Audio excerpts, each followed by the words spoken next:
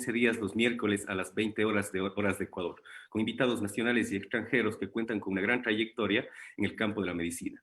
Esta noche hemos preparado una mesa de diálogo, un tema muy interesante, en la cual hablaremos sobre la quimioterapia intraperitoneal hipertérmica, denominada IPEG, en el manejo del cáncer intraabdominal. Estaremos con gente pionera en el ámbito. Agradecemos el espacio brindado por Radio Online La Mirilla, creada con el objetivo de servir y brindar información de calidad.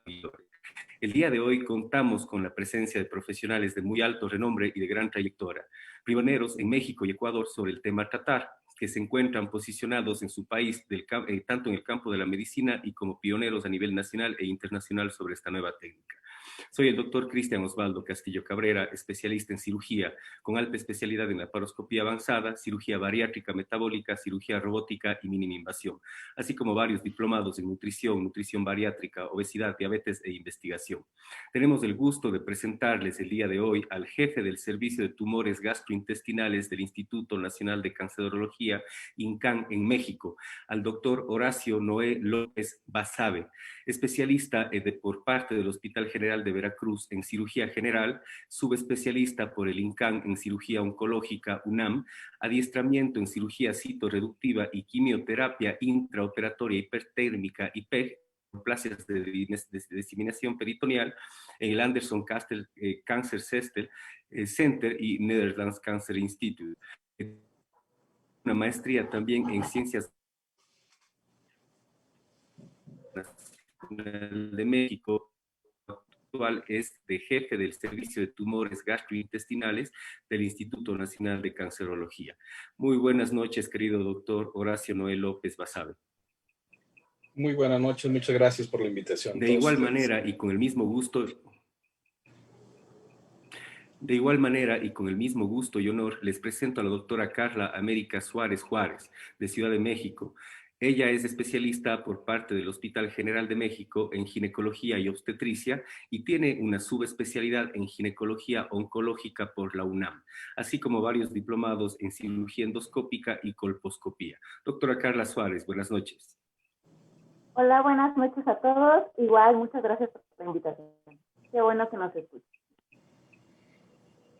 Por último, pero no menos importante y con mucho orgullo ecuatoriano, les presento al doctor Carlos Andrés Machuca Carpio, de Cuenca, Ecuador, especialista en cirugía general por la UNAM, con una subespecialidad por parte del INCAN UNAM en cirugía oncológica, es profesor actual adjunto del posgrado de ginecología de la Universidad de la SUAY y es pionero en el Ecuador de cirugía citorreductiva más IP en quimioterapia intraperitoneal hipertérmica a nivel del Ecuador. Doctor Carlos Machuca, ¿cómo está? Buenas noches. Cristian, ¿cómo estás? Muchísimas gracias por la invitación y buenas noches con todos. Doctor López, doctora Suárez. Buenas noches. De tan gran presentación y tal vez sin poder decir todos los méritos de nuestros grandes ponentes invitados del día de hoy, empezaremos con lo que vamos a tratar el día de hoy. Nuevamente les digo el término, es la quimioterapia intraoperatoria hipertérmica IPEG en el manejo del cáncer intraabdominal. Este tema nos llevó a incursionar y buscar una respuesta profesional y científica, por lo cual hemos buscado a los mejores profesionales y especialistas en México y Ecuador, para que en una mesa de diálogo nos expliquen sobre este tema de gran trascendencia mundial. La dinámica va a ser una mesa redonda con todos los doctores, haremos una serie de preguntas y pues nuestros queridos panelistas y exponentes nos darán su criterio y su experiencia desde su punto de vista. Comenzaremos entonces con la primera pregunta, queridos doctores. ¿En qué consiste la aplicación de quimioterapia intraperitoneal hipertérmica? ¿Y desde cuándo se utiliza a nivel mundial este tipo de técnica, doctor Horacio? Sí, buenas noches. La verdad es que no es un procedimiento tan nuevo, sino que últimamente ha tenido mayor difusión. De hecho, los registros dicen que desde el 55 se empezó a hacer la quimioterapia intraperitoneal, aún no hipertérmica. Y bueno, como todo sucede en la investigación, fueron pasando varios años hasta que llegaron a el doctor Paul Sugar Baker, que es el que describe lo que se llama peritenectomías antes de realizar la aplicación de la quimioterapia intraperitoneal, que fue en el 85. Y del 85 nos saltamos más o menos es en el 2003, 2004, que los holandeses hacen el primer estudio randomizado. Entonces, de ahí para acá realmente se han hecho más avances en cuanto a la selección del paciente, porque esto es un procedimiento que requiere, la clave es la selección del paciente. Dentro de eso tenemos que ver en qué patología, porque muchas veces se tiene la idea que con que tenga carcinomatosis hay que hacerle la quimioterapia intraperitoneal. No. Y la quimioterapia específicamente intraperitoneal se aplica dentro del peritoneo porque te sirve como barrera para que la quimio que va endovenosa entre a los tumores que están sobre el peritoneo.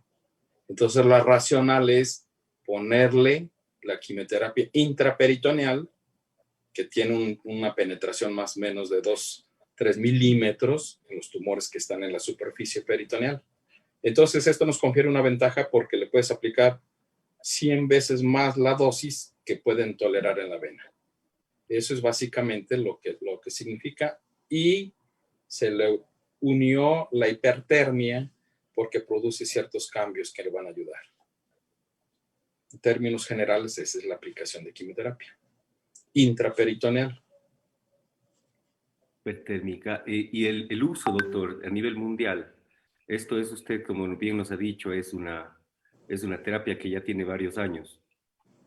Sí, tiene varios años y se ha llegado a ser estándar solamente en ciertas patologías, como es el pseudomixoma y el mesotelioma.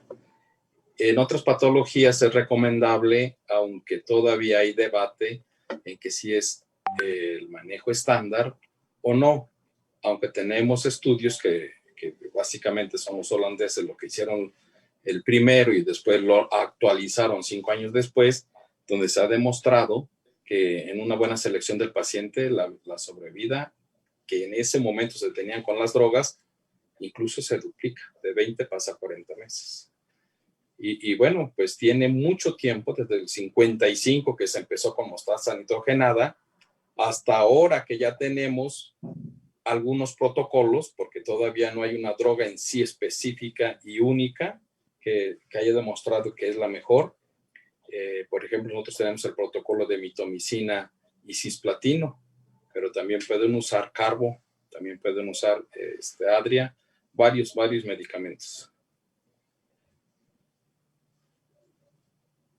Doctora Carlos Suárez. Concuerdo con el doctor Horacio que es un tema muy controvertido en la actualidad. Yo les voy a hablar desde el punto de vista de como ginecóloga-oncóloga, y a mí el cáncer que me toca hablar sobre HIPEC es específicamente el de ovario, el de Salpingo y el de peritoneo. El 10% del de peritoneo puede provenir de ovario.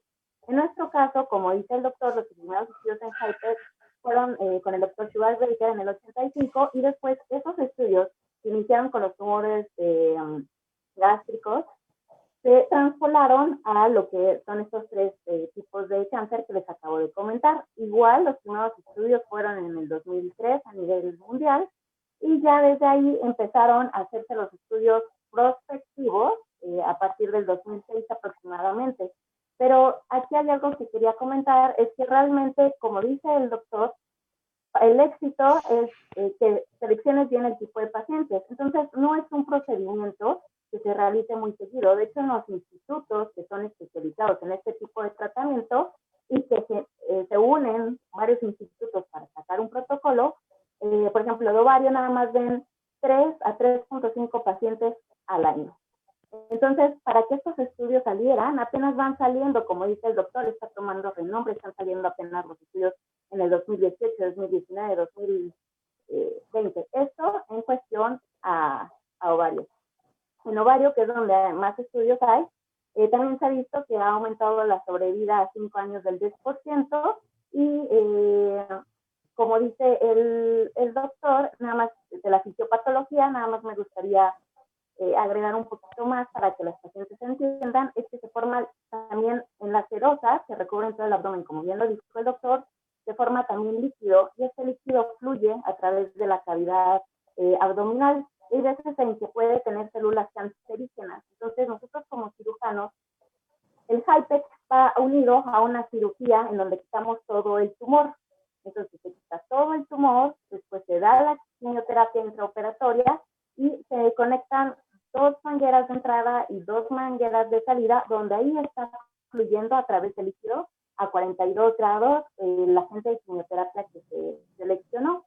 Y el procedimiento en quirófano dura un total aproximado de 90 minutos de estar dando esta quimioterapia. Y por eso es HIPEC, como lo dijo el doctor, quimioterapia masiva. Perfecto. Doctor Machuca, ¿algo que acotar?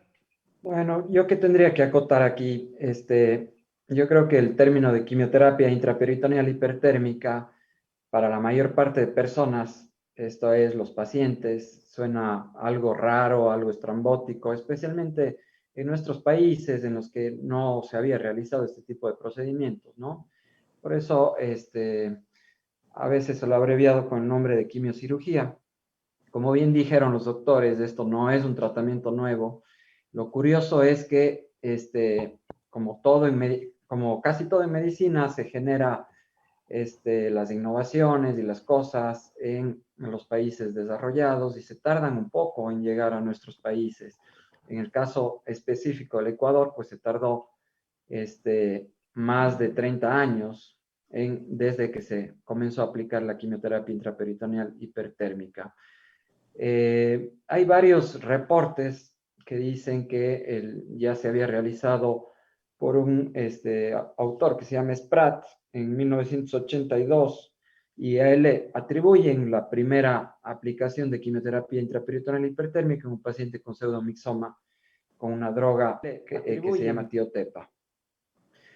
Ahora, requisito básico para que se dé la quimioterapia intraperitoneal hipertérmica es que efectivamente se logre una citorreducción completa, es decir, no se va a beneficiar a un paciente si se realiza un procedimiento en el que no se haya quitado todo el tumor, ¿sí? Entonces, ese es un requisito básico.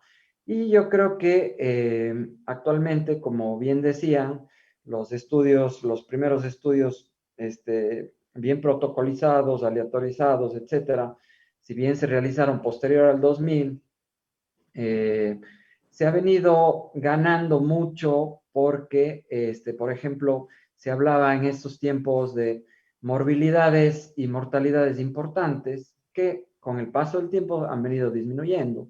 En la mayor parte de estudios, si nosotros vemos de aquellas épocas, la morbilidad, es decir, la tasa de complicaciones de los pacientes, a veces sobrepasaban el 30, 40%, incluso hasta el 50% en algunos reportes, y sin embargo eso con el paso del tiempo y haciendo de forma protocolizada estos procedimientos que tienen que ser hechos en instituciones y por personal capacitado, obviamente esto se ha venido disminuyendo a las tasas de complicaciones que ahora tenemos, que oscilan entre el 10 y el 20%. Perfecto, para continuar con las preguntas, porque tenemos algunas y no mezclar, vamos a continuar.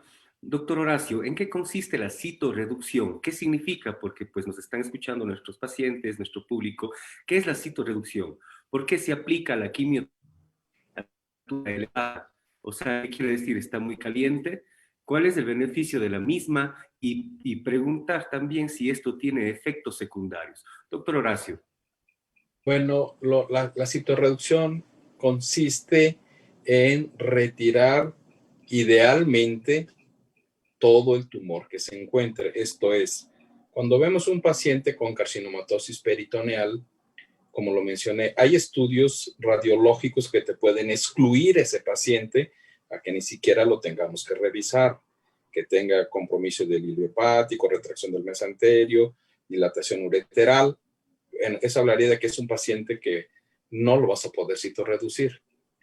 Se tienen unos índices que se llama índice de carcinomatosis peritoneal, que fue desarrollado por Sugar Baker, donde la cavidad abdominal se va a dividir en 13 zonas. Y cada una de esas zonas, de acuerdo a la cantidad de tumor que tenga, si es menor de 5 milímetros o mayor de 5 centímetros, va a ser o 1 o 3 puntos. O sea, cada zona, de tal manera que si tú tienes un tumor mayor de 5 centímetros en cada una de las partes de las 13 del abdomen, pues te va a dar 39 puntos. Sería un paciente que no es candidato a hacerle la peritonectomía, que es retirar todo el tumor. Y Sugar Baker describió las peritonectomías de acuerdo a la zona, que puede ser sufrénica, que es el sitio por donde, como bien dijo la doctora que hay, nosotros tenemos un líquido peritoneal, que es la zona de circulación y es por donde se va a filtrar, que es a nivel subdiafragmático derecho, donde más se junta este tipo de carcinomatosis. Entonces lo que tenemos que hacer es retirar todo el peritoneo que se tiene, que está cubriendo el diafragma. Si es necesario también decapsular la cápsula de Gleason del hígado, puede o no ir con resección de estómago, vesícula.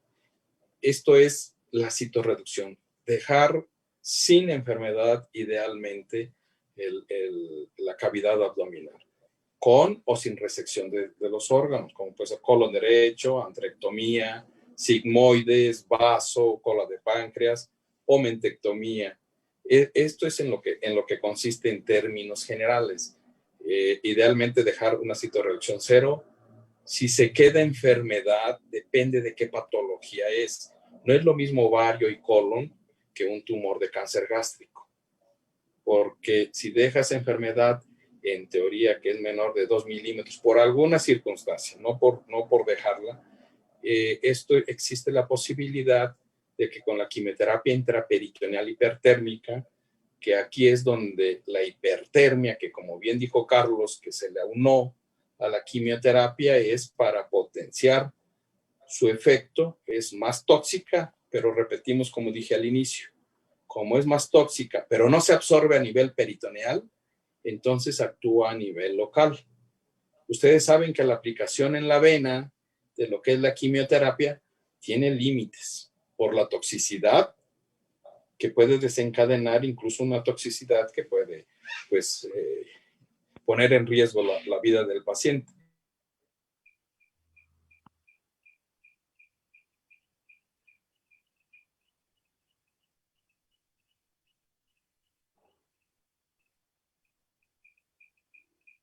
Además de que va a aumentar, va a hacer la sinergia, esto es en base porque va a aumentar la permeabilidad de la membrana de las células malignas. Es decir, las células malignas con las células benignas tienen un metabolismo diferente, donde finalmente las malignas van a ser presas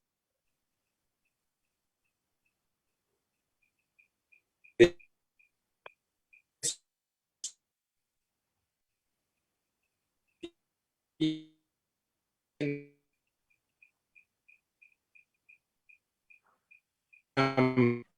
son metabolitos más activos, la sinergia con la quimioterapia y se hace más efectiva. Un punto que tenemos que tener en cuenta, la hipertermia tiene que ser más de 40 grados, pero menos de 43, y eso ya está estudiado. Si tú le pones menos de 40, todos estos efectos que buscamos potenciar no se van a dar. Si tú le pones más de 43, tampoco vas a aumentar estos efectos.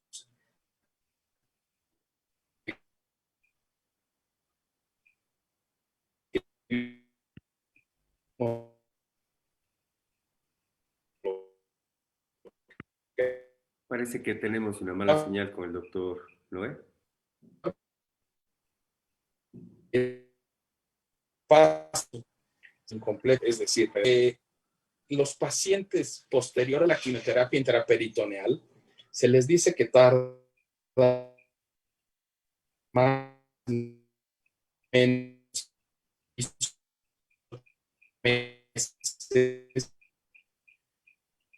en recuperar de la parastensión, inflamación, pero obviamente que la mayoría de los pacientes, como muchas veces la carcinomatosis les da más molestia,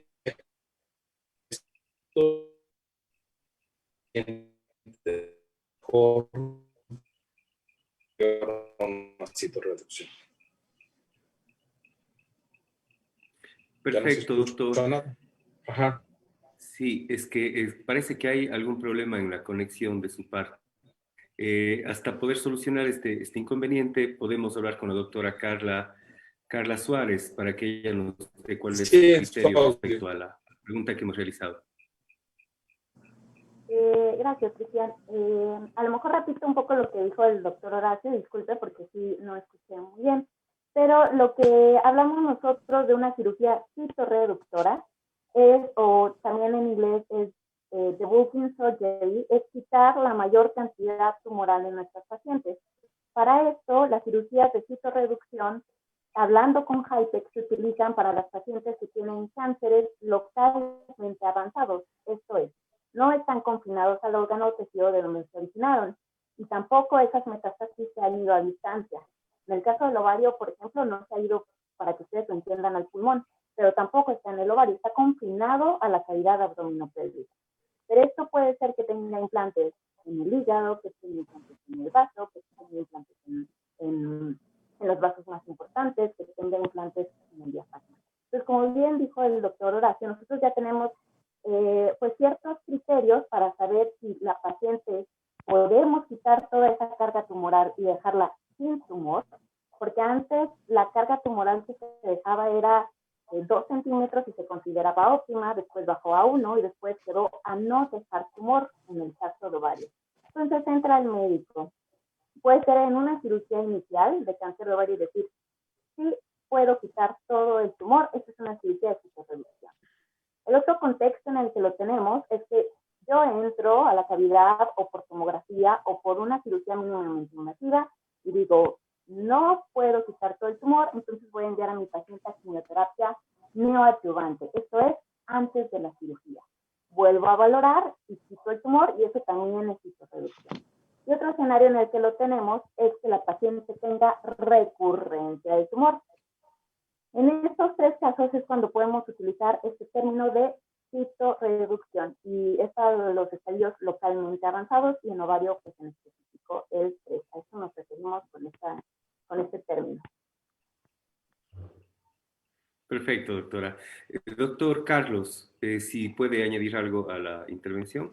Y creo que se ha hablado ya por parte del doctor López y de la doctora, se ha contestado bastante la pregunta. A mí me gustaría acotar nada más una frase que sí, cuando yo me comencé a interesar en este tema, bueno, yo tuve la fortuna de formarme en México en el Instituto Nacional de Cancerología y pues durante mi formación entré a varios procedimientos precisamente con el doctor López allá en el INCAN y también en el servicio de tumores ginecológicos del Instituto Nacional de Cancerología. Entonces, mi inquietud siempre fue por qué no se puede realizar esto no se realiza esto en el Ecuador, ¿no? Entonces, cuando me comencé a interesar en este tema, comencé a leer y una de las frases que más me impactó es una frase de precisamente el que se considera el pionero en este tema, que es el doctor Paul Sugarbaker, y que él dice que a los pacientes los mata lo que el cirujano no ve. Y es efectivamente, esa frase para mí encierra muchísimo de lo que es la importancia de la citorreducción. En cuanto a la citorreducción, es importante también recalcar algo de lo que el doctor decía. Es la biología tumoral o el comportamiento de los tumores condicionan muchísimo a que el procedimiento se beneficie, incluso dejando mínima enfermedad dentro de la cavidad abdominal. Generalmente, y para hacer estándar entre los cirujanos que se dedican a esto, se habla de 4 etapas o 4 tipos de citorreducción, ¿no? Entre los que están, se los clasifica como CC0 cuando no hay efectivamente tumor visible, CC1 con menos de 2.5 milímetros de tumor, CC2 cuando hay entre 2.5 milímetros y 2.5 centímetros y CC3 cuando se deja tumor de más de 2.5 centímetros. Entonces, con CC0 y CC1, es decir, con enfermedad de menos de 2.5 milímetros, algunos pacientes efectivamente pueden beneficiarse de realizar posterior a este procedimiento la quimioterapia intraperitoneal hipertérmica. Y pues, ¿qué te puedo decir de la hipertermia? Pues efectivamente eso ya está muy estudiado, tiene que ser una hipertermia moderada, generalmente la realizamos a 42 grados centígrados, porque con esto efectivamente se ha visto que se incrementa tanto el efecto citotóxico del quimioterápico que estamos utilizando, es decir, se potencia el efecto de la quimioterapia por sí sola y también porque se aumenta la penetrancia en la superficie peritoneal dentro de las células malignas. Se habla en algunos reportes que incluso la penetrancia con la hipertermia se aumenta en aproximadamente entre 2 y 3 milímetros, que si lo haríamos solamente con normotermia. Perfecto, doctor Machuca. Muchísimas gracias por tan brillante explicación de nuestros tres ponentes. La siguiente pregunta es, ¿la IPEC se puede aplicar como tratamiento para todos los tipos de cánceres? ¿O cuáles son los cánceres que se benefician del IPEC? ¿Y por qué se prefiere IPEC a una quimioterapia normal? Que pienso que ya nos respondieron por las altas temperaturas que produce la quimioterapia que ustedes están utilizando. Doctor Horacio.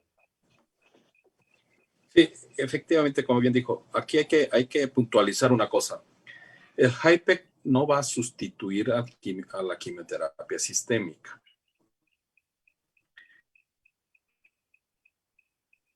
Como muchas veces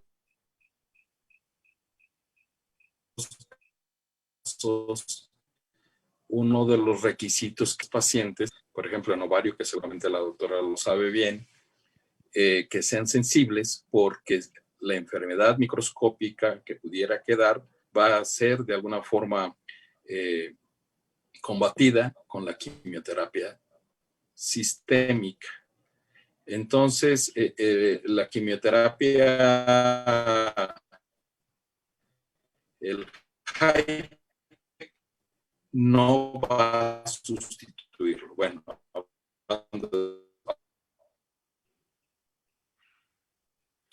parece que tenemos nuevamente problemas con la conexión. Diseminación peritoneal, gastrointestinal. ¿Se escucha? No ¿Se escucha? Se escucha un poco entrecortado, doctor. No. Ok, no sé. Esperamos. ¿Qué hacemos? A ver.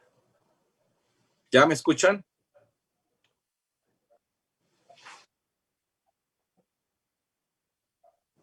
Ok.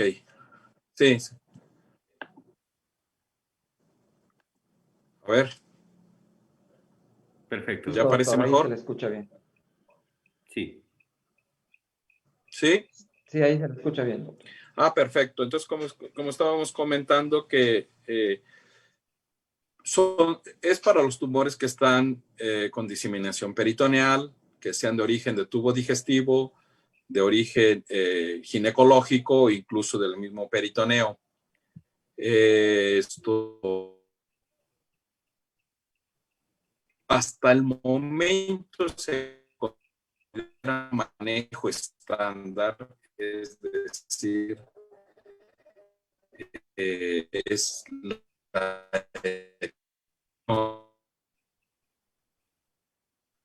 quimioterapia intraperitoneal y ovario. Perdón. Sí, no tenemos una buena señal, doctor. Se está entrecortando muchísimo, no se entiende casi nada. Ok. Podemos continuar con el doctor Carlos Machuca para que él nos pueda colaborar en esta pregunta hasta que el doctor López nos ayude con la conexión. Doctor Machuca. Claro que sí. Como bien estaba explicando el doctor López, no todos los pacientes se benefician de este tipo de terapia. Y efectivamente, este tipo de terapia no reemplaza a la quimioterapia convencional, que es la quimioterapia sistémica o quimioterapia intravenosa. Algunos de los tipos que más se benefician de este tipo de terapia son, por ejemplo, los pseudomixomas peritoneales y los tumores de ovario y los que se originan en el peritoneo, como son los mesoteliomas, ¿sí? Dentro de los tumores de apéndice, tenemos los tumores mucinosos, que efectivamente son los que más pueden producir este síndrome de pseudomixoma peritoneal, ¿sí? Y en general, en lo que más se está utilizando es en pseudomixoma peritoneal, en mesotelioma, que son manejos estándares, también en ovario, en colon, en estómago, y hay varios estudios más que se han hecho en otro tipo de tumores, pero que están en proceso. Por ejemplo, se ha intentado algo en cáncer de páncreas, etcétera, pero pues la agresividad de los tumores varía muchísimo para que se pueda utilizar en todos ellos. Incluso dentro de los mismos tumores gastrointestinales, si nosotros comparamos la sobrevida cuando utilizamos el tratamiento de citorreducción más HIPEC, por ejemplo, en la histología de adenocarcinoma mucinoso, luego lo comparamos con la histología de adenocarcinoma con células en anillo de sello y lo comparamos con los tumores carcinoides, vemos que existen diferencias importantes en la sobrevida de los pacientes con estas tres histologías distintas, ¿no? Siendo las tres originadas de un mismo órgano, pueden variar, obteniendo sobrevidas mucho más importantes, por ejemplo, para los tumores mucinosos que para los tumores adenocarcinomas con células en anillo de sello y los carcinoides. Perfecto. Doctora Carla Suárez, ¿algo que podamos acotar? Bueno, algo que dijo el doctor Carlos es bien importante. Ya mencionaron que ginecológicos es prácticamente ovarios, salpingo y peritoneo. Pero igual dentro de los ovarios, dependiendo del tipo de cáncer que sea, es si va a responder mejor al HIPEC o no. Por ejemplo, también hay mucinosos en ovario o también hay ceros. En cuanto a la fisiopatología de la hipertermia, efectivamente, lo que hace la hipertermia es que potencializa la quimioterapia. La quimioterapia, y sobre todo en ovario, que son agentes platinados, van a causar que las células con cáncer que tengan daño en su DNA no puedan repararse. La hipertermia favorece eso. Además, para que la quimioterapia llegue al tejido que nosotros queremos tratar, debe estar bien vascularizado y con oxígeno. La hipertermia lo que hace es que fluyan más los vasos, el tejido esté más oxigenado y también por ese mecanismo es que favorece que la quimioterapia tenga más acción. Ya yo creo que todo lo demás ya lo comenté. Perfecto. No sé si el doctor López pudimos arreglar la situación del internet para poder continuar con él. Parece que no. Continuamos. Entonces, otra pregunta que nos pareció de mucha importancia es ¿qué tan seguro es el procedimiento de citorreducción de IPEC? ¿Es experimental? ¿Lo cubre el seguro de salud? Hablando que en México, como tú sabes, Carlos y doctora Carla, pues en México se ocupa mucho los seguros de salud. Creo que en las clínicas privadas es casi cerca del 90% de utilidad para todos los pacientes, pues la mayoría de pacientes tienen seguro privado. Acá en Ecuador todavía no se cuenta con tanto seguridad privada, no tenemos como tal vez el gusto o nos dado la necesaria para los seguros privados. No sé qué opinión tengas tú, doctor.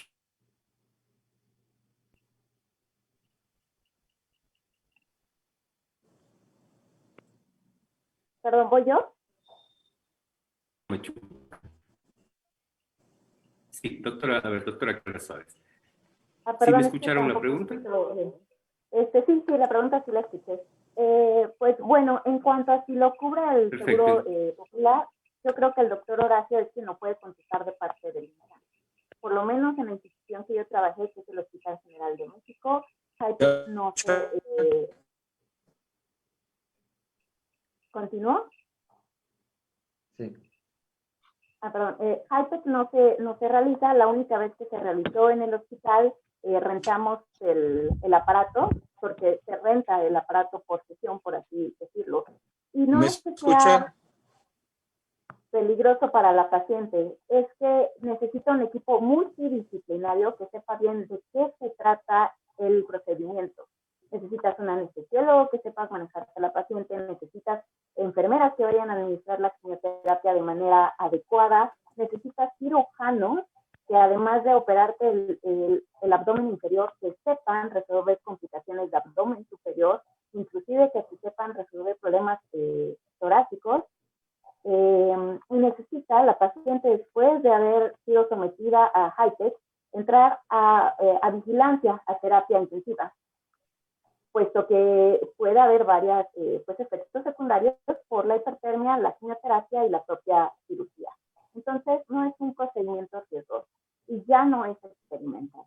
Al inicio, cuando habían salido los estudios, en todas las guías de la NCCN, que son las guías de Estados Unidos, se ponía que lo podías hacer de forma experimental. Pero a partir de este año, por lo menos en las guías de ovario, ya no sale como experimental, ya sale como un procedimiento que puedes hacer, hablando de una cirugía de intervalo después de la quimioterapia, en específico en estudios clínicos. Entonces ya no es experimental.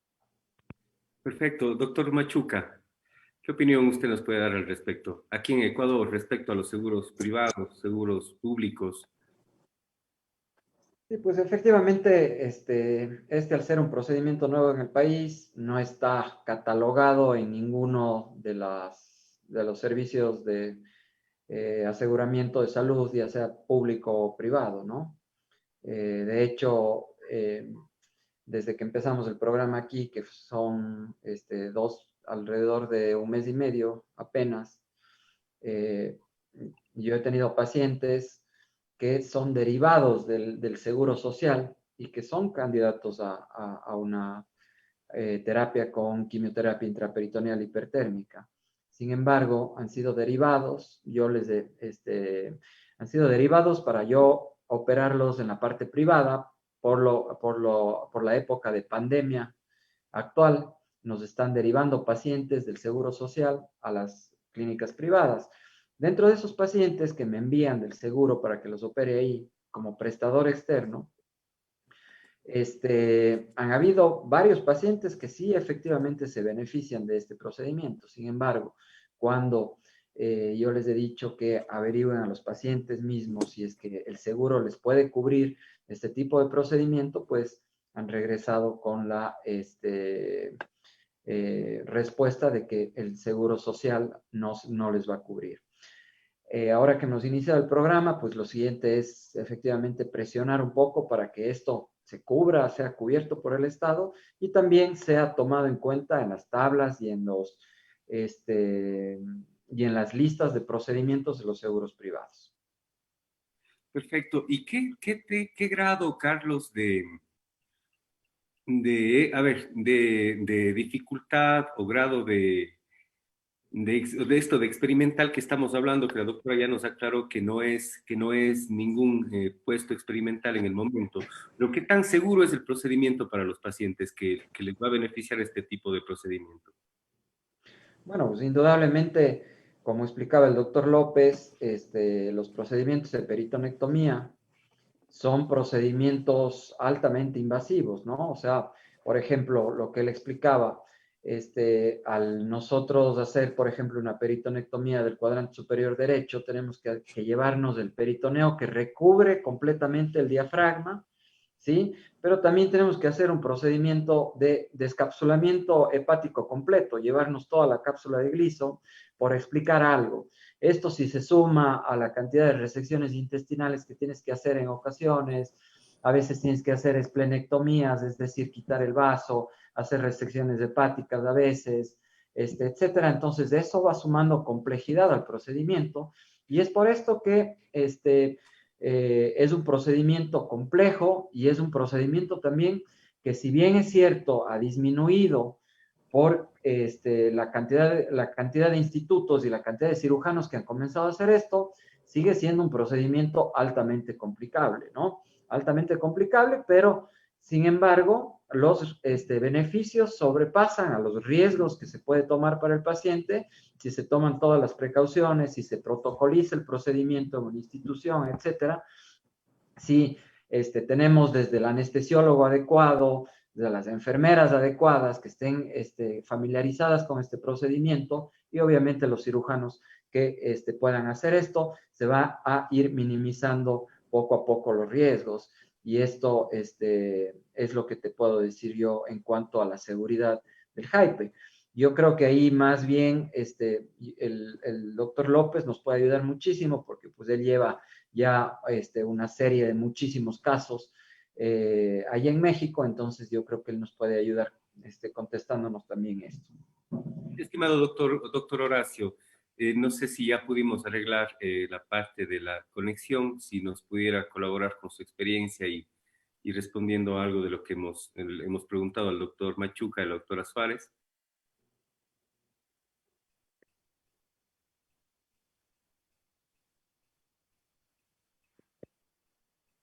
No tenemos todavía una adecuada conexión.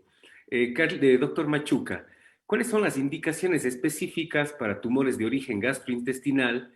¿Qué es el pseudomixoma peritoneal? Porque muchas veces hablamos de pseudomixoma, pero la gente que nos está escuchando no sabe qué significa este tipo de tumor.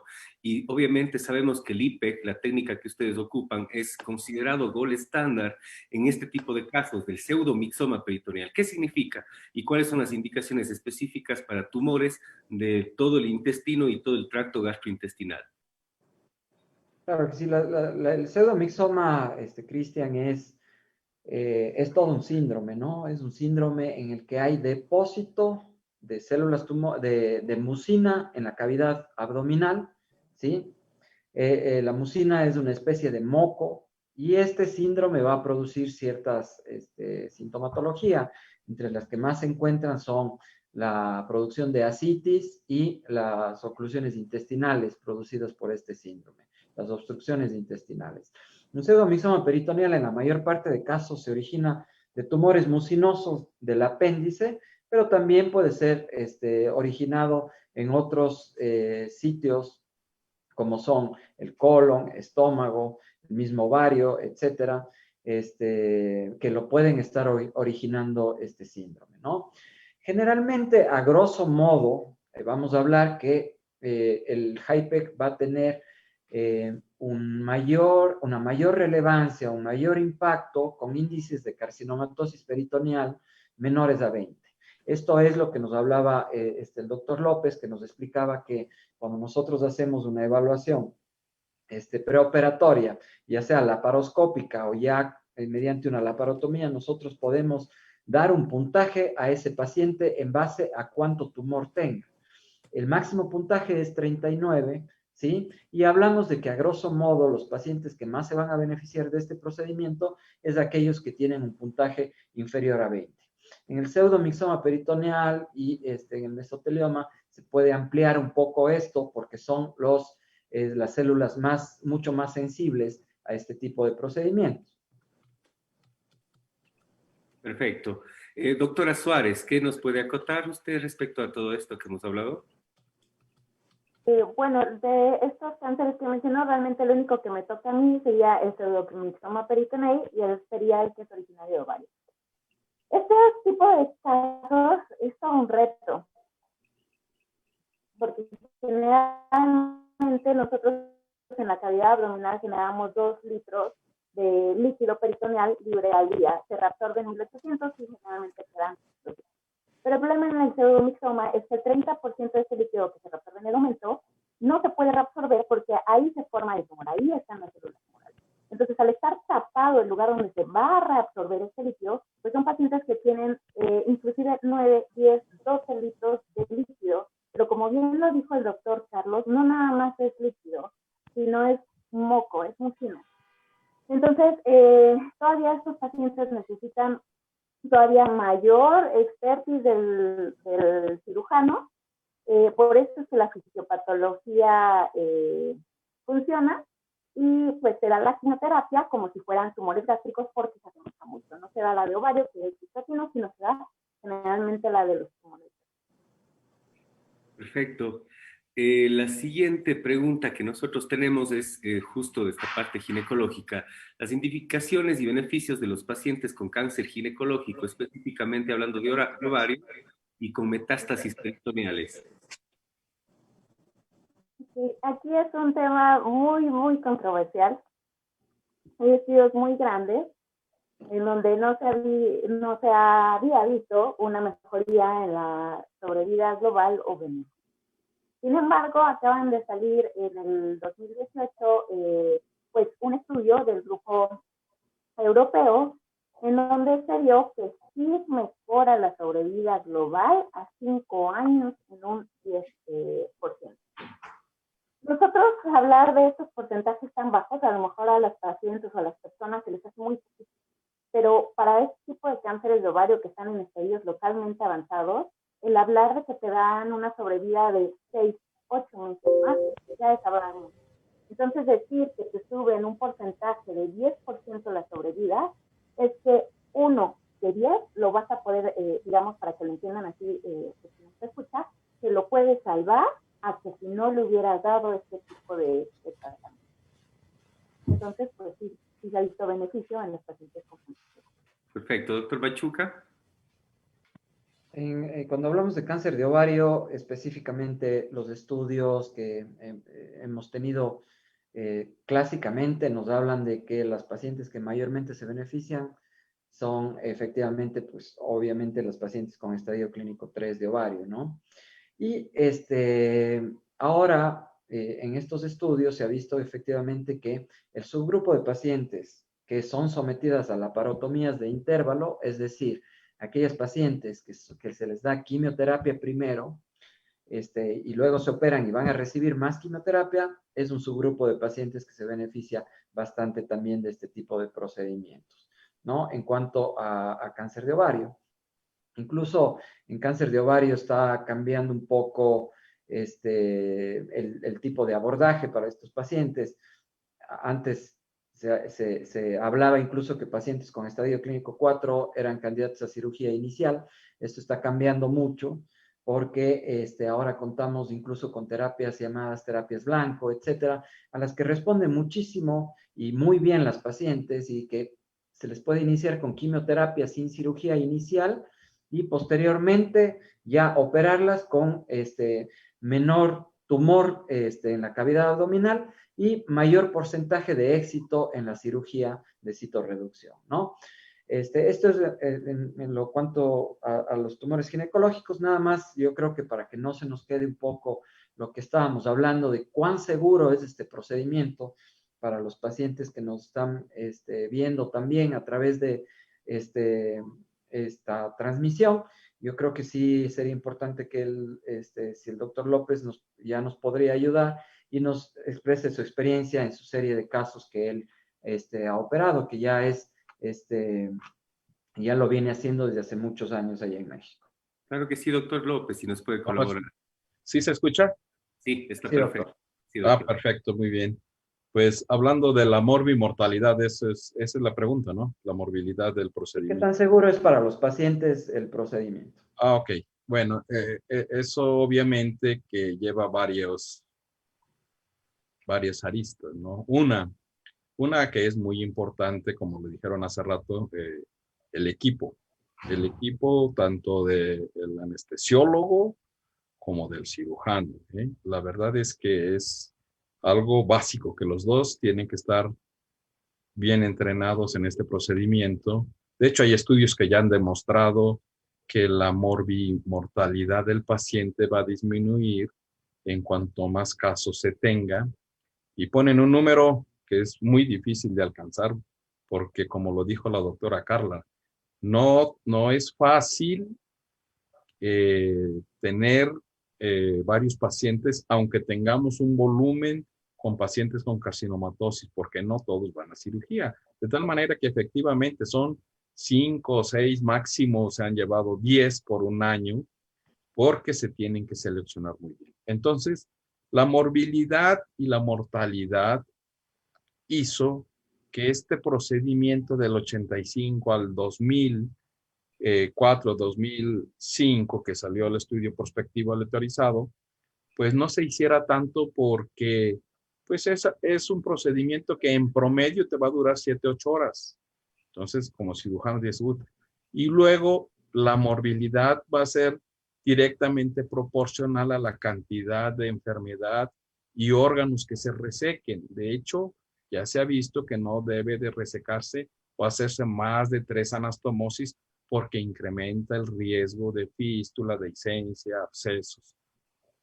básicamente es un procedimiento, diría yo, seguro, siempre y cuando se lleve a cabo con una indicación adecuada y por un equipo que esté preparado.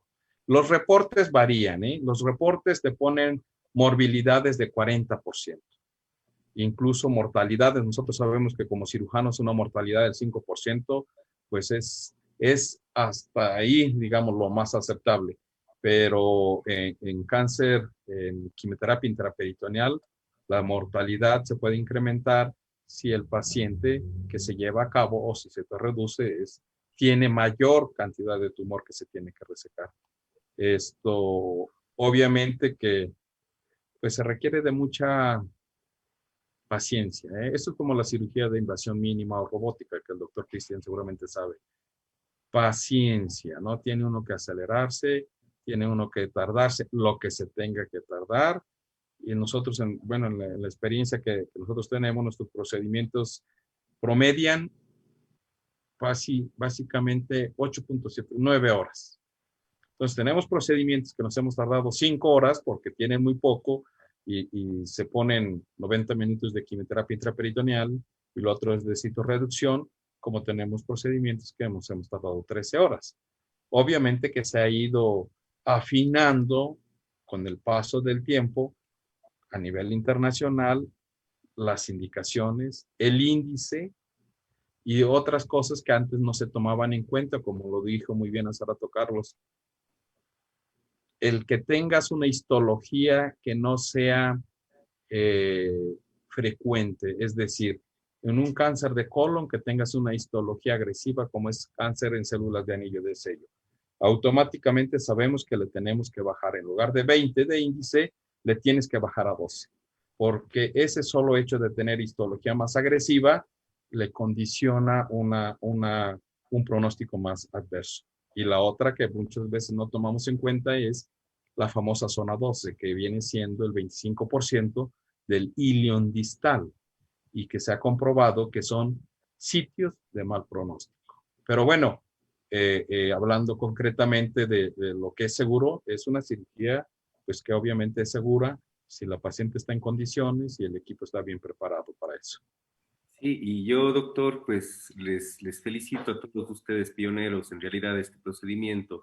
Hablando del trabajo en equipo, para HIPEC, obviamente lo que ustedes están haciendo, y creo que para hasta una vesícula se necesita de un equipo que estemos familiarizados, un equipo que ya hayamos trabajado por varios tiempos, porque hasta disminuimos tiempos quirúrgicos. Yo estoy muy consciente con usted y muy de acuerdo, doctor López. Admiro mucho su trabajo, pues es un pionero en el instituto más grande a nivel de Latinoamérica y eso para nosotros es un honor tenerle aquí junto a Carlos, un gran amigo, y doctora Carla Suárez, igual gran amiga. Nosotros los cirujanos nunca corremos. No, primero está la salud, el bienestar de nuestros queridos pacientes. No está quién hace más rápido, quién es el más hábil, quién es el más rápido, el veloz o lo que sea, no. Siempre nosotros buscamos el beneficio de ustedes y siempre tratando de encontrar la mejor forma de poder salir adelante con este tipo de casos que pues según los escucho son casos muy delicados. Si ya en sí una cirugía oncológica, que es la que ustedes tratan, ya tiene su alto grado de impacto sobre las enfermedades o posibles complicaciones, tal vez esto podría un poquito más impactar si no se seleccionan adecuadamente los casos, como ustedes bien lo han dicho, porque una fuga de un colon, una fuga de cualquier anastomosis, de cualquier unión del intestino puede ser muy fatal para los pacientes y desastroso en los días de hospitalización. Entonces, yo pues les felicito a ustedes, doctores. Doctor López, aprovechando que le tenemos ya ahorita con una buena señal. Sí. ¿Cuánto tiempo tarda el paciente en la recuperación luego de este procedimiento de citorreducción y HIPEC? ¿Cuáles son los costos que bordean estas cirugías? ¿Qué papel deberían tener las instituciones estatales para ampliar el número de pacientes que se benefician por este mismo tipo de procedimiento? Usted siendo pionero de una institución tan nombrada y tan valiosa como es el INCAN, ¿cómo manejan este tipo de situaciones, doctor? Bueno, es muy diferente la cuestión privada y la cuestión gubernamental. Aquí en el INCAN lo que tenemos es un protocolo que empezamos en el 2007. Esto, como ustedes saben, en los protocolos, obviamente el paciente no debiera pagar básicamente nada. Sin embargo, como la institución no tiene la máquina de hipertermia, que es una parte de lo que es la máquina de circulación extracorpórea, en nuestra institución, hasta este 1 de diciembre, la pagaba el paciente. Entonces, la institución lo que le daba, pues, era la estancia y los medicamentos. De tal manera que ahí los costos son muy, muy, muy accesibles. Estamos hablando de que una renta de una máquina te cuesta 30,000 pesos, lo que vienen siendo, por ponerlo en dólares, $1,500, más o menos. Pero en una cuestión privada, los costos son mucho más elevados. Ahora, ¿cómo debiera manejarse? Obviamente que a pesar de que tenemos una cultura de salud, seguramente ustedes también la comparten, muy pobre en el sentido de que no hay una detección oportuna y de que somos poco dados a hacernos un chequeo, de hecho. Lo ideal es que se detectaran las enfermedades más temprano, pero bueno, como esto nos va a llevar mucho tiempo y nosotros seguramente igual que ustedes que tenemos el 75% de los pacientes con etapas 3, pues hay que resolver el problema que es una de estas es la carcinomatosis. Entonces, desde mi punto de vista, debería ser, en México al menos se tienen, en 28 de los 32 estados, se tienen centros estatales de oncología. Lo correcto sería que en cada uno de ellos se hiciera este tipo de procedimientos.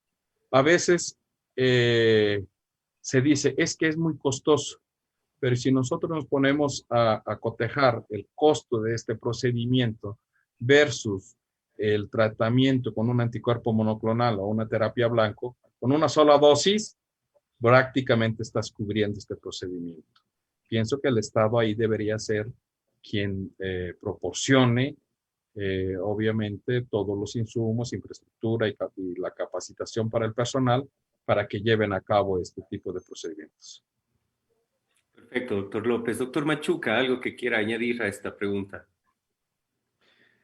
Sí, bueno, como sabes, aquí apenas nosotros estamos implementando el programa de HIPEC. Lastimosamente, aquí también las instituciones encargadas de tratar el cáncer en el país y las instituciones de seguridad social, etcétera, no dan paso a este tipo de procedimientos por lo costoso, entre comillas, que puede llegar a ser, pero no ven el beneficio que se puede llevar a cabo y lo que se pueden ahorrar con eso, como decía el doctor López. Yo te hablo de nuestra experiencia, igualmente fue a finales de octubre nuestra paciente, digamos, nuestra paciente número 1 del programa que se pudo realizar, igualmente gracias a la ayuda del doctor López, de ahí del INCAN. Él no nos pudo acompañar personalmente por motivos de fuerza mayor, pero delegó a uno de los adscritos del Instituto Nacional de Cancerología. Nuestra paciente 1, digamos, fue una paciente con pseudomixoma peritoneal y con un índice de carcinomatosis peritoneal elevado, superior a 30. ¿Sí? Entonces, la cirugía fue difícil, de hecho se hicieron muchísimas resecciones orgánicas, se hicieron casi todos los procedimientos de peritonectomía, la cirugía duró alrededor de 13 horas y se tuvo que completar incluso la parte de quimioterapia intraperitoneal dentro de 48 horas, porque luego de ser tan invasivo el procedimiento, pues obviamente primero tenemos que tener paciente a quien hacerle el procedimiento, ¿no? Y no está mal hacerlo o postergarlo incluso dependiendo de las condiciones de la paciente, completar la citorreducción y llevar en un segundo tiempo el HIPEC. Con todo esto que le hicimos a la paciente, se logró una citorreducción completa, es decir, se quitó absolutamente todo el tumor, pero obviamente por la amplitud de la cirugía, la paciente tuvo que pasar algunos días en la terapia intensiva, ¿sí? Y como todo esto se hizo a nivel privado, pues la cuenta de la paciente salió alrededor de $65,000 por el procedimiento, ¿sí? Entonces, lo que nos habla de que efectivamente, vaya, esto a nivel privado porque es más costoso el quirófano, porque son más costosos los medicamentos, todos los insumos, etcétera, pero a nivel de los hospitales estatales este costo se puede disminuir, pero muchísimo, ¿sí? En cuanto a costos, hablamos que para los pacientes únicamente alquilar la máquina con los insumos que son las sondas, el reservorio para la quimioterapia, etcétera, le cuesta alrededor de $4,000. Solamente eso, ¿sí? Y aparte de todo el resto de gastos, pues de ahí yo creo que es indicativo de que efectivamente este costo para las pacientes que se benefician, lo debe absorber absolutamente el Estado o las instituciones que se encargan de tratar el cáncer en el país, que son instituciones, podríamos decir, mixtas, porque son en teoría privadas, pero reciben también dinero de impuestos que pagamos todos nosotros, ¿no? Entonces, esto sí se debería realizar. Eso se debería realizar aquí en el país. Es un poco como lo que nosotros estamos innovando ahorita en la alta especialidad de cirugía robótica. Muchas veces nos han preguntado, pero si ni hay gasas en un hospital, ¿cómo quieres meter un Da Vinci acá? La respuesta, híjole, a veces es como que tú te quedas así loco y dices, es que no debías decir eso porque la administración está mal, todo el sistema en sí no es adecuado y por eso me dices que no hay gasas y tú quieres un Da Vinci. Ese sería el caso de Carlos. Pero pues, híjole, hay que cambiar un poquito el chip de todos nuestros dirigentes, hay que cambiar el chip de un poquito ambicionar sobre el futuro, ambicionar sobre nuevas terapéuticas que en realidad benefician al paciente. Y si nos ponemos a traducir lo que el doctor Machuca nos indica, un paciente se beneficia muchísimo, gasta más, pero ¿cuánto va a gastar si no se realiza esa terapia? Va a gastar capaz con más días de hospitalización, con una calidad de vida desastrosa, capaz llega al punto o le supera a la cantidad que duró 10, 15 días el paciente hospitalizado, pero que tiene una calidad de vida mucho mejor y más años de sobrevivencia. Entonces, sí hay que un poquito analizar sobre este tipo de cosas para poder partir sobre un algo, ¿no? Doctora Carla Suárez, ¿cuál sería su opinión respecto al tema? Bueno, yo creo que no solamente es caro en México y en Ecuador, también es caro en los países europeos. Afortunadamente la ESGO, que es la Sociedad Europea de Ginecología Oncológica, también salió en cuánto le sale aproximadamente este tipo de terapia. Y es que, como bien lo dijeron mis compañeros, el día de estancia hospitalaria, es todos los costos de la cirugía, es la renta del equipo, es que salga a unidad de cuidados intensivos. E inclusive hay veces que necesitamos separadores especiales para poder nosotros llegar a tórax. Y todavía esos separadores cuestan más. Entonces, sí son muchas cosas. Y sacaron el artículo de estos protocolos que están haciendo de 10 instituciones. Se les salen aproximadamente 19,000 euros si nada más es la quimioterapia y aproximadamente 39,000 euros si es con hipertermia. Pero efectivamente, como lo comentó el doctor Horacio, si comparamos esta cantidad contra lo que ellos pusieron que cuestan las terapias blanco al año, porque las terapias blanco se dan mínimo un año, a grosso modo, le salen $66,000 según lo que ellos publicaron. Entonces no solamente es una terapia que es cara aquí en Latinoamérica o en América, sino también en Europa. Y en los casos de ellos también comentaban que no son las instituciones las que pagan y los pacientes, sino allá los que estaban haciéndose cargo del costo eran los institutos de investigación sobre cáncer. Perfecto. Creo que ha sido una pregunta muy valiosa la que hemos realizado el momento de ahora. Continuamos. ¿Cuáles son las tasas medias de supervivencia tras la aplicación de HIPEC? Ya hemos hablado un poco de esto, pero un tema muy particular, las tasas de supervivencia de HIPEC y cómo es la calidad de vida luego de la cirugía con HIPEC que ustedes dominan. Doctor López. Bien, para esto tendríamos que hablar de diferentes tasas de sobrevida porque son diferentes patologías, pero por ejemplo, lo que tenemos demostrado en colon al menos es que el promedio de sobrevida a un paciente con carcinomatosis con el tratamiento de quimioterapia va a durar aproximadamente, obviamente depende de la carcinomatosis tan voluminosa o no que tenga, 24 meses máximo. Si tú lo llevas a una citorreducción y le pones quimioterapia intraperitoneal, lo que se demostró es que esa sobrevida se duplica, o sea que se lleva a 40 meses. Entonces, obviamente esto es algo, como bien lo dijo hace rato usted, con mejor calidad de vida y obviamente hay reportes que dicen que obviamente depende del índice de carcinomatosis, la patología y la sensibilidad de la quimio, pueden tener la oportunidad de un 20% de curarse. Y dicho a colación, por ejemplo, mi paciente número 1, que a mí me llegó de una institución donde le dijeron que ya no se podía hacer nada, era un mesotelioma, tiene 13 años de sobrevida. Si no se hubiera hecho eso, ni con la mejor quimioterapia, el anticuerpo monoclonal, o lo como se le llame, se hubiera podido tratar. Entonces, si nosotros ponemos en ese contexto, pues yo diría que a 13 años se considera una paciente que está curada. Si nos vamos por el otro lado, en ovario, que es donde todavía no se había encontrado cuál era el mejor momento de ponerla, nosotros tenemos una pequeña experiencia, porque cuando lo empezamos a hacer fue hace 13 años, con tumores recurrentes de ovario.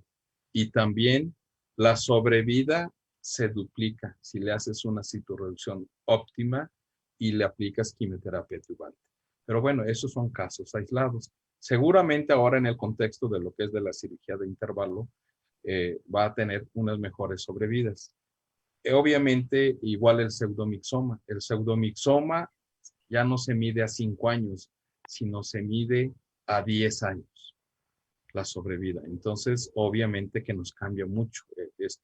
Y basta decir también que tanto el pseudomixoma como el mesotelioma y los tumores que son mucinosos no van a responder a la quimioterapia sistémica en una forma adecuada. De hecho, mándale un paciente mucinoso a los oncólogos médicos y van a decir, pues no le damos quimioterapia porque no va a responder. En mi experiencia hemos tenido casos que tienen 2 años con quimioterapia sistémica, cuando sabemos que es un pseudomixoma, pues no le va a hacer nada. Entonces, terminan operándose, pero obviamente con 2 años de retraso, donde lo que ya buscas es paliar toda esa molestia porque tienen un volumen de enfermedad pues que no los deja comer, que les duele, que no pueden evacuar en una forma adecuada. Entonces, obviamente que es importante el momento en el cual se realice y de ello en el índice de carcinomatosis que tenga. Entre menos tenga, mejor pronóstico va a tener. Perfecto, doctor López, excelente. Doctor Machuca, ¿qué nos puede colaborar? Estoy muy emocionado con estos temas Sí, que en realidad... yo concuerdo completamente con el doctor López, por ejemplo, hablando de pseudomixoma específicamente, las tasas de supervivencia con y sin HIPEC, tenemos una diferencia de más 30 meses que se le suman las tasas de supervivencia, ¿no? Y efectivamente son pacientes que, si no pueden tener este tipo de tratamiento, son pacientes que van a tener múltiples hospitalizaciones por oclusiones intestinales, van a estar internados muchísimas veces, muchas cirugías, y entonces si tú le sumas eso, pues al final va a ser mayor el costo, ¿no? Incluso se habla en pseudomixoma peritoneal a veces de una supervivencia libre de oclusión, para que te des cuenta de que esta es una complicación bastante importante. Entonces, al obtener una cirugía citorreductora completa con quimioterapia intraperitoneal hipertérmica, pues estás mejorando tanto la supervivencia como la calidad de vida del paciente, pues muy ostensiblemente. Pues no queda duda que es una terapia muy valedera. Estamos hablando casi del doble de tiempo que le da supervivencia a cada paciente con los distintos tipos de tumores que ustedes manejan y de acuerdo al grado y la patología que tenga el paciente. Doctora Suárez, ¿cuál es su opinión respecto a esto? Bueno, mi opinión, pues encuentro varios. Quería que, como lo había comentado antes, es un tema en donde no se había visto beneficio en los estudios con más de 1,000 pacientes. El último estudio es muy controvertido, es europeo, y en ese sí se ha demostrado que tuvo un periodo libre de recurrencia entre las que fueron a HIPEC y no HIPEC en 2 meses de diferencia, ¿no? Y ya creo que lado de la sobrevida global ya lo mencioné. Lo que le criticaban a este estudio, que es el único que ha dado positivo, es que siempre entra el mismo equipo quirúrgico. Entonces, yo creo que también eso es importante. Si tú tienes un equipo que ya sabe hacer esta técnica, que ya lleva mucho tiempo, bueno, tiempo realizando este procedimiento, como bien lo dijo el doctor Horacio, que ya tiene menos complicaciones, menos mortalidad, pues todavía va a ser mayor el beneficio a la paciente. Hay que ver cuál es el beneficio, no solamente que se ha visto en los estudios, sino en tu propia institución, con tu propio equipo, con tu propia experiencia. Perfecto, qué tema más interesante. Doctor López, esta es una pregunta dirigida a usted. ¿Cuál es la experiencia en México como uno de los países pioneros acá a su cargo en Latinoamérica en realizar estos procedimientos y el papel del Instituto Nacional de Cancerología respecto a HIPEC? Bueno, hablando propiamente del INCAN, sí creo que es de los primeros hospitales que lo hicieron o que lo hicimos aquí en México. Pero hubo también compañeros que empezaron a hacerlo más o menos en forma contemporánea en Guadalajara, en Oaxaca, posteriormente en Toluca. Dos de esos tres, por ejemplo, de esos tres lugares, son de médicos egresados de cancerología. En cancerología tenemos un poco más de 100 pacientes llevados a quimioterapia intraperitoneal de todas las patologías. De hecho, cuando se inició también se hacía la de ovario en el departamento de gastro. Posteriormente, como ya se tenían más pacientes, se dejó o se empezó a hacer en gineco. Entonces, gineco y gastro hacen cada uno sus patologías. En Toluca también empezaron a hacer, de hecho yo estaba trabajando también en Toluca cuando se empezó a hacer cáncer de ovario recurrente, que esa es la experiencia que tenemos por ahí reportada. Y en Oaxaca también el doctor Rolando es el que ha estado llevando ahí un buen número de pacientes con carcinomatosis peritoneal.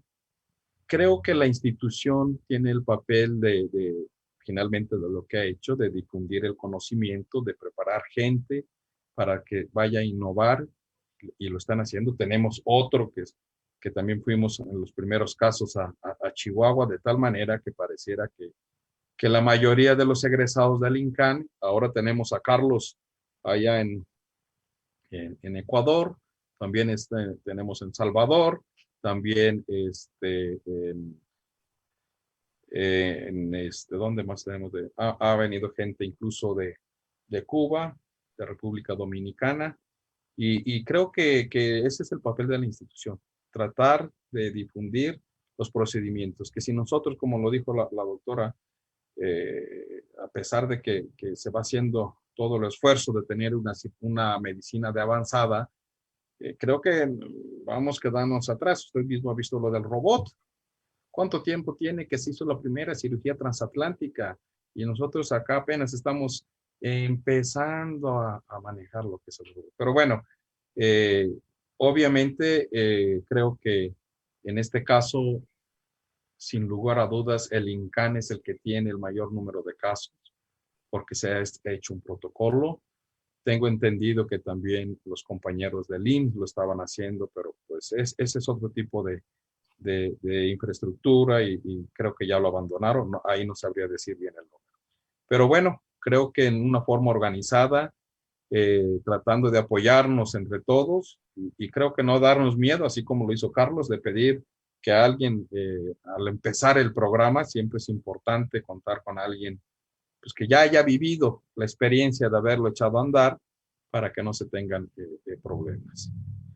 Y obviamente que la cirugía sea exitosa y no se haga una cirugía que tengamos malos resultados por falta de algo que pudimos prever antes, ya sea en preparación y en infraestructura, varias cosas. Que eso es lo que muchas veces da al traste con este tipo de técnicas, porque hay casos, como en toda la medicina, que se hace algo más por lo económico que porque sabemos que sí realmente le vaya a ser un beneficio. Eso es algo muy importante, ¿eh?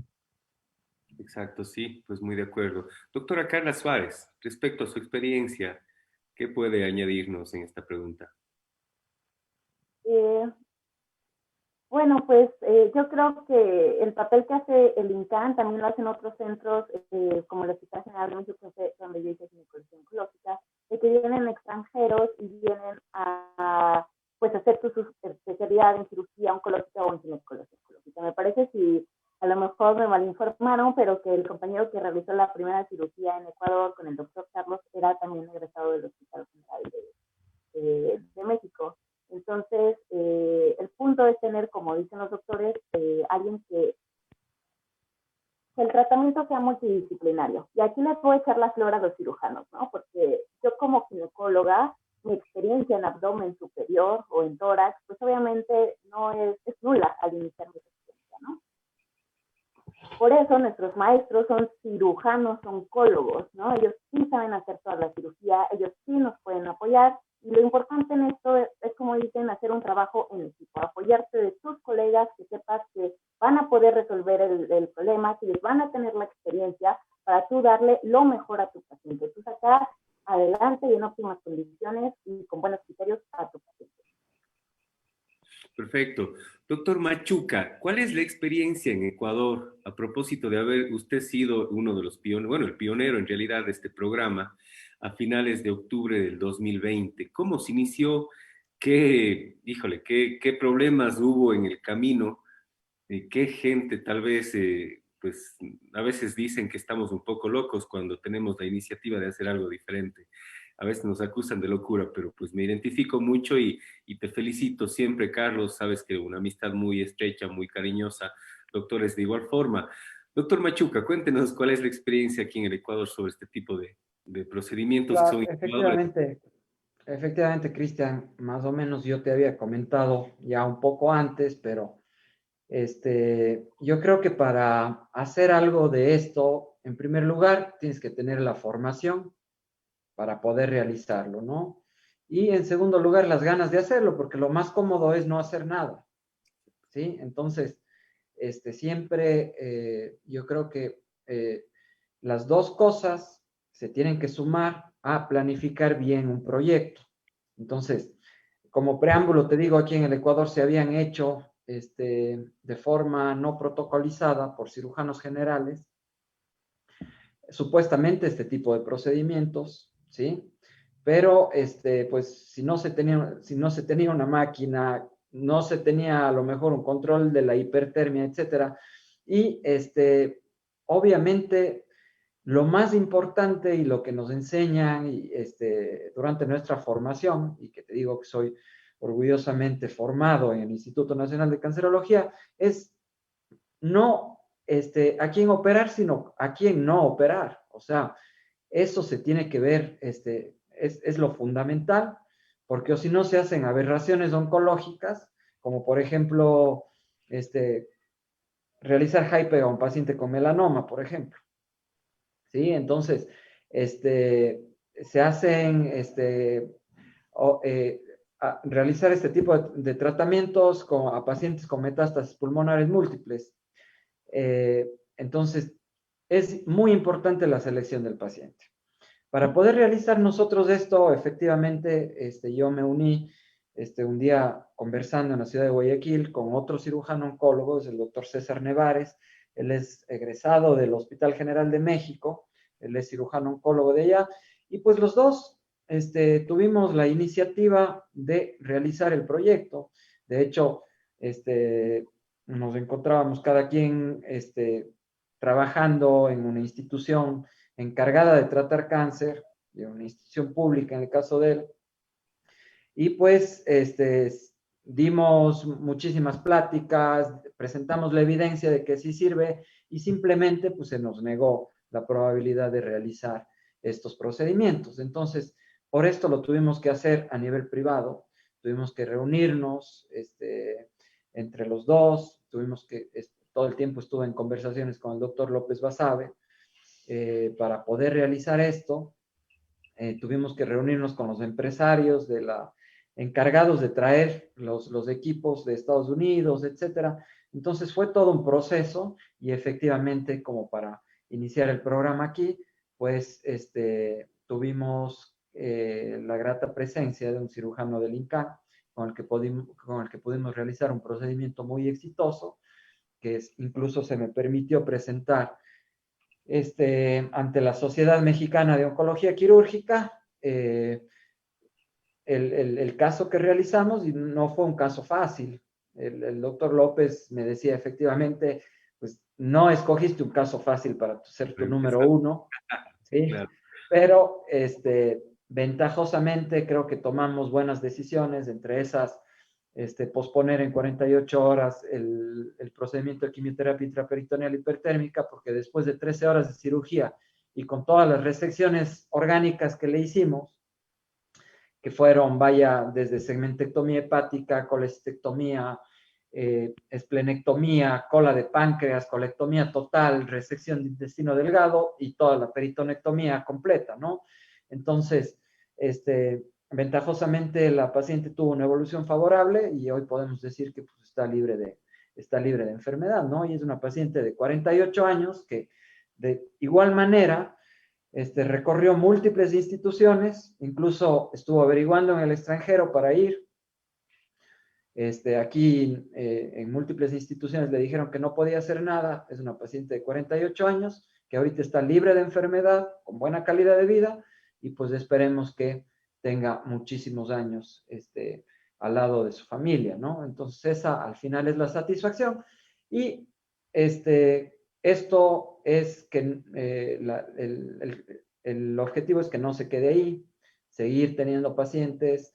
Lo que se quiere es seguir sumando experiencia, porque obviamente, como decía el doctor López, pues la experiencia te va dando mucho para saber qué paciente se va a beneficiar muchísimo más y obviamente para disminuir las complicaciones quirúrgicas que puedas obtener en este tipo de cirugía, ¿no?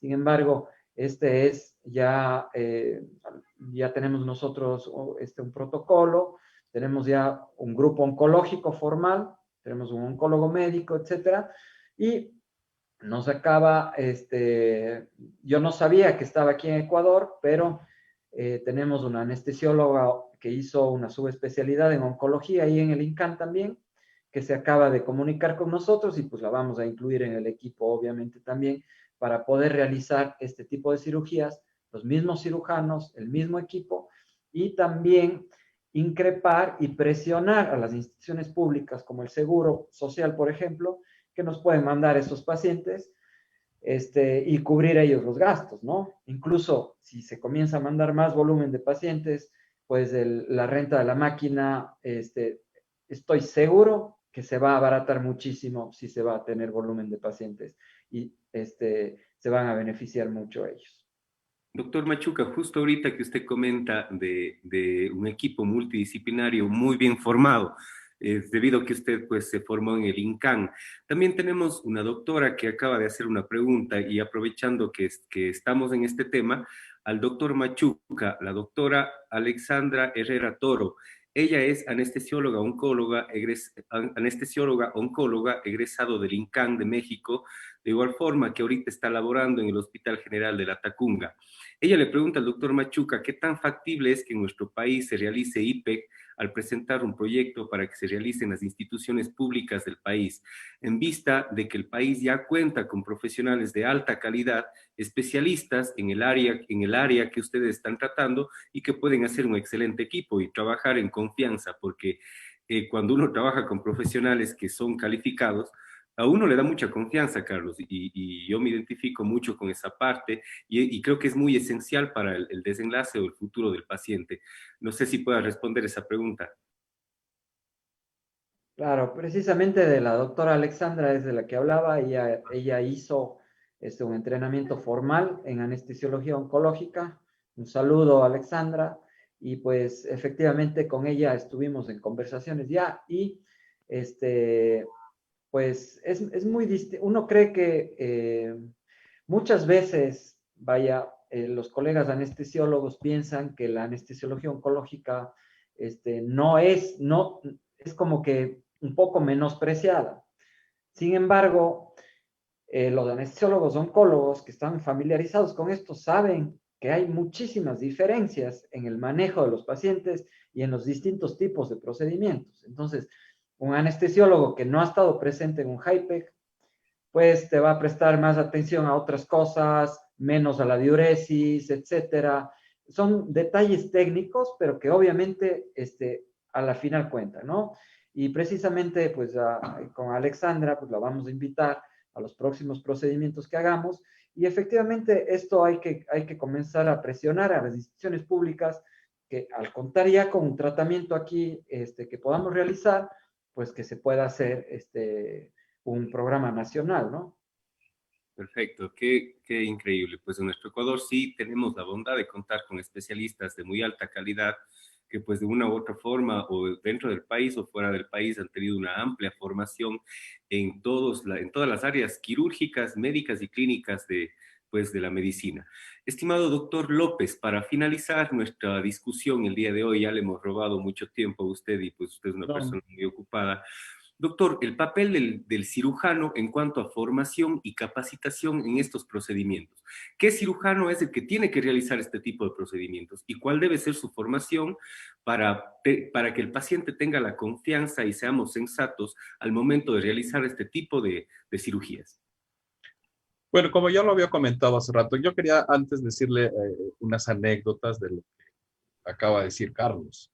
La importancia de tener un anestesiólogo. Cuando empecé a hacer, hubo una vez que el anestesiólogo que me había estado asistiendo en los primeros casos, por alguna circunstancia no pudo ir y un compañero de él dijo, no, yo voy contigo. Ah, bueno. Digo, ¿tú sabes de esto? Sí. Ah, pues vamos, ¿no? Estando en la cirugía, pues saben que ponemos un termómetro esofágico y 4 abdominales y el esofágico es el que te está midiendo que la temperatura no se te suba por el daño cerebral. Llega un momento en que estamos nosotros ahí enfrascados en la cirugía y el anestesiólogo me dice, doctor, le digo, ¿qué pasó? Ya se fue a 38 y ahora ¿qué hago? Le digo, no, no, no puede ser eso. Le digo, pues sóplale, si no sabes qué hacer, pero la realidad es que mi anestesiólogo, o sea, tú no te preocupas, ellos saben que hay que poner antipiréticos, que le ponen hielo en las axilas, en la ingle, en los huecos popitlios, de esa forma le bajan la hipertermia y bueno, ya nomás te avisan, oye, ya se está pasando, ok, bájale un poco. Eso es algo vital, vital. Y la otra que les quiero decir es que si lo van a hacer, se dedique. Ahora, ¿quién lo debe de hacer? La gente que esté preparada. Hay gente que dice, pues yo sí me aviento. No, perdón, no es cuestión de que tú te avientes y te la juegues.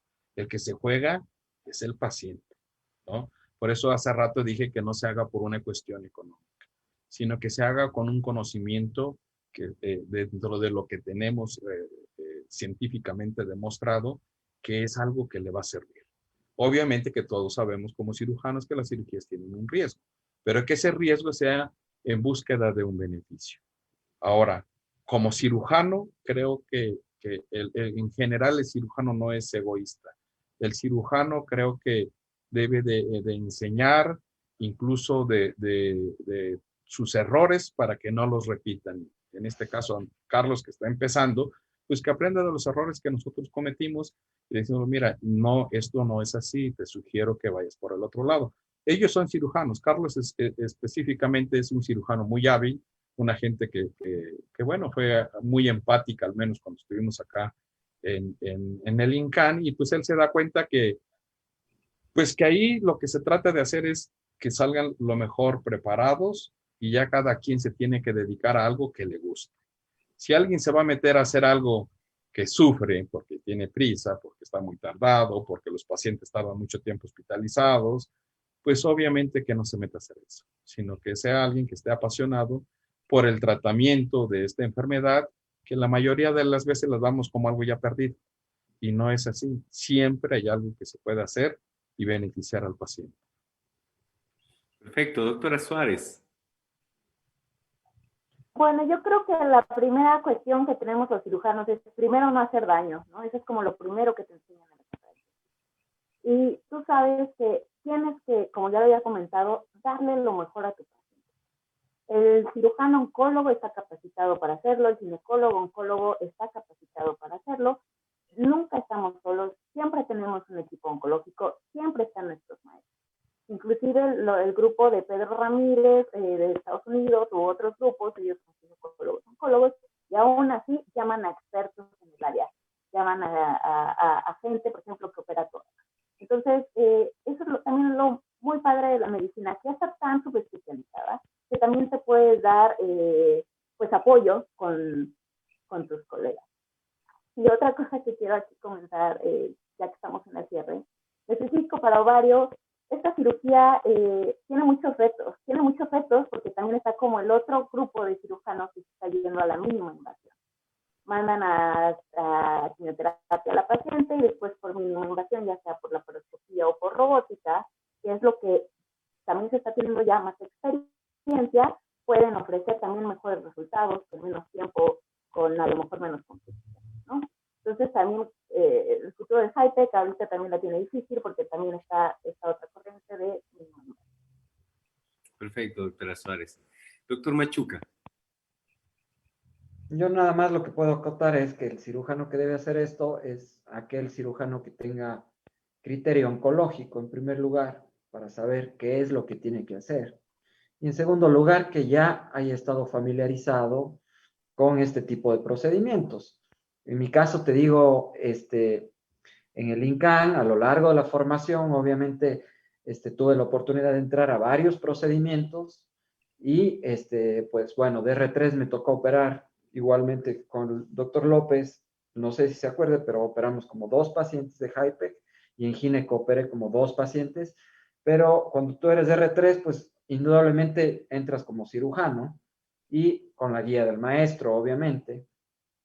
Me tocó hacer eso y sin embargo, para hacer este procedimiento, pues pedimos ayuda porque simplemente hay cosas que se te van olvidando en el camino.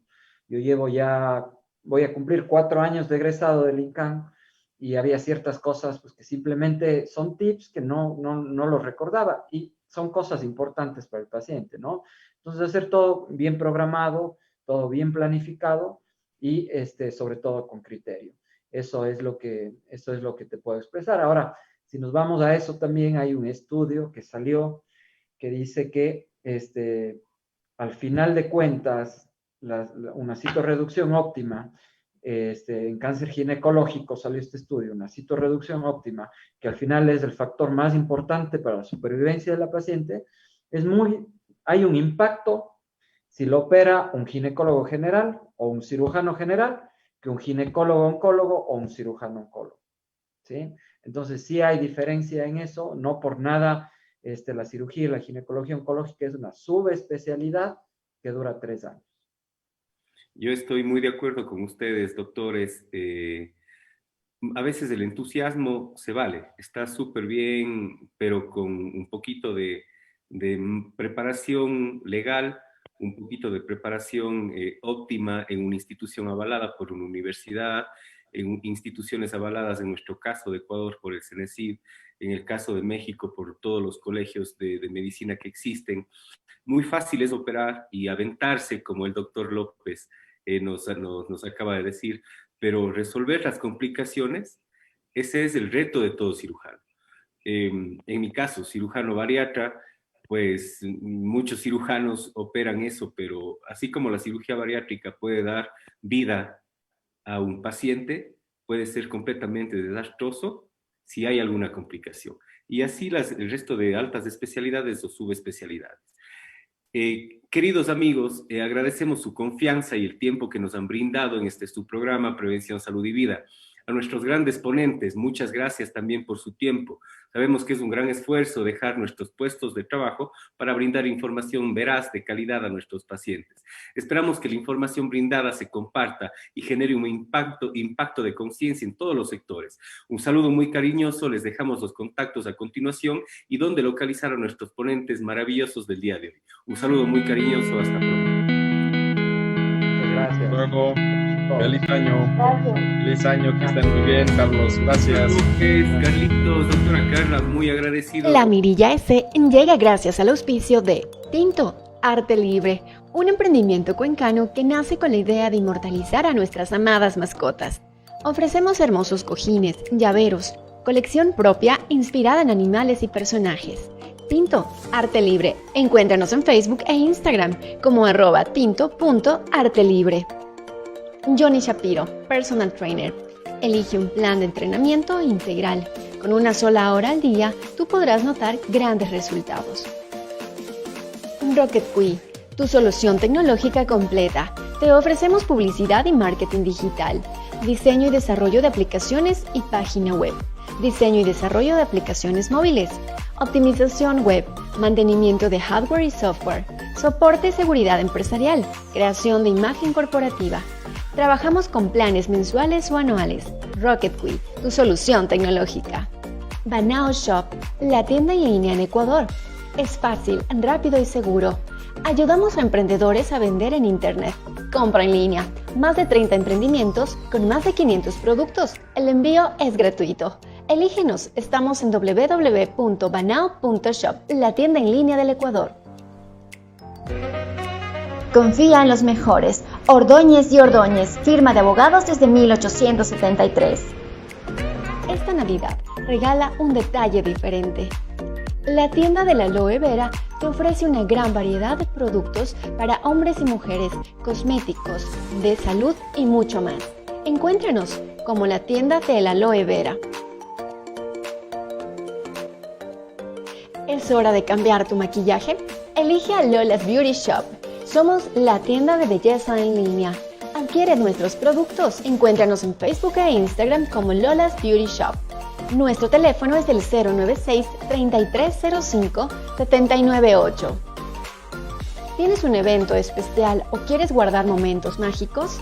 Elige a Crea TV, una productora audiovisual. Ofrecemos sesión de fotos, videos, producciones digitales y mucho más. Encuéntranos en redes sociales como Crea TV. Haz shopping en línea con Bonami, un estilo que cautiva.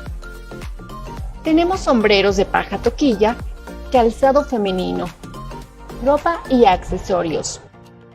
Encuéntranos en Facebook e Instagram como Bonami.